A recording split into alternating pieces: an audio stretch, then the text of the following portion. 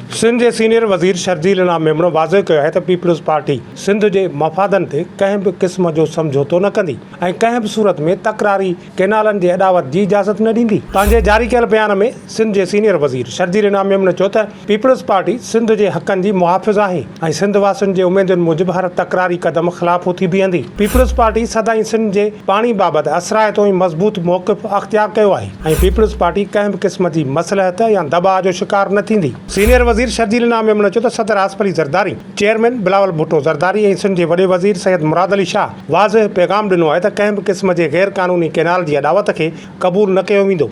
Sindh assembly Sindh जे अवाम जे ख़्वाहिशनि मूजिबि करारदाद बि मंज़ूर कयो आहे। सीनियर वज़ीर शर्जील इनाम मेमण चयो त पाणी सिंध जे अवाम जो बुनियादी हक़ आहे। असां अहिड़ी कंहिं बि कोशिश खे कामयाब थियण न ॾींदासीं जेका सिंध जे पाणीअ ते धाड़ो हणे। सीनियर वज़ीर शर्जील इनाम मेमण वफ़ाक़ी सरकार ऐं ॿियनि इदारनि खां मुतालबो कयो त उहे सिंध जे पाणीअ जे हक़ खे यकीनी बणाइनि ऐं अहिड़ी कंहिं बि स्कीम या मनसूबे खां परे रहनि जेको सिंध जे मफ़ादनि जे ख़िलाफ़ हुजे।